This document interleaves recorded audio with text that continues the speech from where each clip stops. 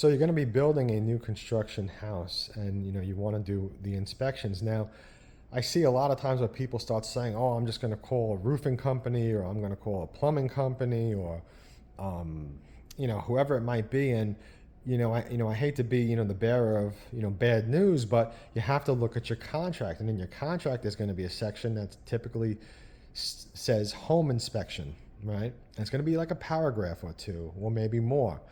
Okay, and of course, if you're confused about that, have a real estate attorney ready to, read you the ins and outs. But anyway, in that paragraph, it's going to explain, who you can have inspect the house. And typically, it's only going to be a licensed home inspector. I never saw any builders say, you could, call the local plumber or the local roofer in there. I've never seen that before. So what they typically want is they want a licensed Florida home inspector. Okay, if you're in another state, then I'm sure the inspector's going to have to be licensed in that state, I would think. But a licensed Florida home inspector, and that home inspector is going to have to submit a copy of their license and a copy of their insurance. Now, different builders are going to have different insurance requirements. Okay, so they might be like, I forget what it is. If it's 300,000 is like the minimum, all the way up to like $1 million.